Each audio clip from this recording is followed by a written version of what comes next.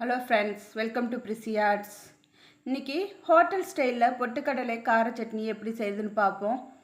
நம்ம வீட்டில் தேங்காய் இல்லாதப்ப வெறும் பொட்டுக்கடலை வச்சு எப்படி சட்னி செய்யலான்னு பார்க்கலாம். இது ரொம்ப நல்லாயிருக்கும். இட்லி தோசை கூட வச்சு சாப்பிட்றதுக்கு ரொம்ப டேஸ்ட்டாக இருக்கும். இன்றைக்கி நம்ம இட்லிக்கு தான் சாப்பிட போகிறோம். இட்லியை வச்சு அதுக்கு மேலே நல்லா நிறைய சட்னி ஊற்றி சாப்பிடும்போது ரொம்ப நல்லாயிருக்கும். வாங்க எப்படி செய்யுதுன்னு பார்ப்போம். இப்போ நம்ம சட்னி அரைக்கிறதுக்கு 2 பெரிய வெங்காயம் வந்து நம்ம கட் பண்ணி வச்சுருக்கோம். 2 பெரிய வெங்காயம் கட் பண்ணி வச்சுருக்கோம். கொஞ்சோண்டு கருவேப்பிலை எடுத்து வச்சுருக்கோம்.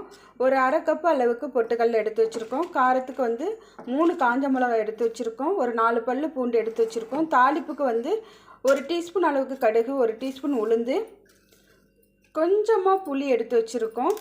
இது கூட சேர்த்துக்கலாம். ஒரு 2 காஞ்ச மிளகாய் கட் பண்ணி வச்சுருக்கோம். கொஞ்சமாக கருவேப்பிலை எடுத்து வச்சுருக்கோம். வாங்க எப்படி செய்யுதுன்னு பார்ப்போம். இப்போ நம்ம அடுப்பு ஆன் பண்ணி ஒரு பேன் வச்சுருக்கோம். அதில் வந்து கொஞ்சமாக எண்ணெய் விட்டுருக்கோம்.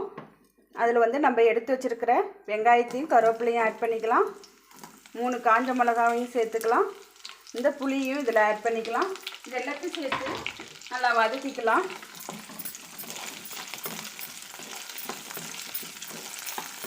இதில் நம்ம தேங்காய் எதுவும் சேர்க்கலாம். ஆனால் தேங்காய் சட்னி மாதிரி தான் இதுவும் இருக்கும். அதுக்கு தான் நம்ம வெங்காயத்தை ஆட் பண்ணிக்கிறோம். இப்போ இதை நல்லா வதக்கிக்கலாம். இங்கே பாருங்கள், வெங்காயம் இந்த அளவுக்கு வதங்கினா போதும். இப்போ வந்து நம்ம எடுத்து வச்சுருக்கிற பொட்டுக்கல்லையை இதில் ஆட் பண்ணிக்கலாம். பொட்டுக்கல்லை சேர்த்து ஒரு 2 நிமிஷம் நல்லா வதக்கிக்கலாம். ரொம்ப நேரம் வதக்கணும்னு அவசியம் இல்லை. நான் காஞ்ச மிளகாய் 3 ஆட் பண்ணியிருக்கேன். உங்களுடைய காரத்துக்கு ஏற்ற மாதிரி நீங்கள் இதில் ஆட் பண்ணிக்கிங்க. அவ்வளோதான், அடுப்பை ஆஃப் பண்ணிக்கலாம். இதை நல்லா ஆற வச்சு மிக்ஸி ஜாரில் சேர்த்து கொஞ்சம் கொரப்பாக அரைச்சி எடுத்துக்கலாம். அதுக்கப்புறம் பார்ப்போம்.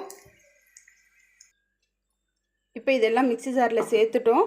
இப்போ இந்த சட்னிக்கு தேவையான அளவு உப்பு ஆட் பண்ணிக்கிங்க. சட்னி அரைக்கும் போதே உப்பு சேர்த்து அரைச்சிக்கலாம்.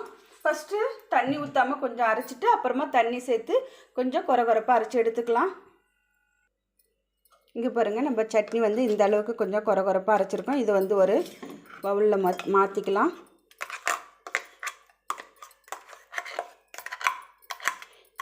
இப்போ இந்த மிக்ஸி ஜாரில் கொஞ்சமாக தண்ணி சேர்த்து இதில் ஆட் பண்ணிக்கலாம்.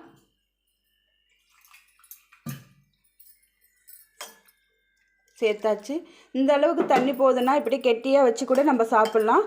கொஞ்சம் தண்ணியாக இருக்கும்போது தான் இது ரொம்ப நல்லாயிருக்கும். அதனால் வந்து நம்ம தேவைக்கேற்ற அளவுக்கு நம்ம தண்ணி இதில் ஆட் பண்ணிக்கலாம் சட்னிக்கு.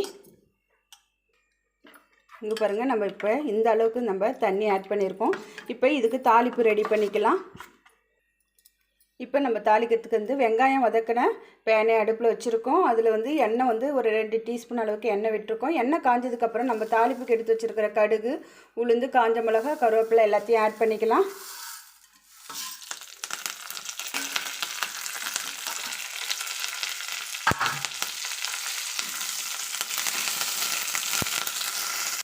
இப்போ கடுகு எல்லாம் நல்லா பொரிஞ்சிடுச்சு. இப்போ அடுப்பு ஆஃப் பண்ணிடலாம். இந்த தாளிப்பு எடுத்து சட்னியில் சேர்த்துக்கலாம்.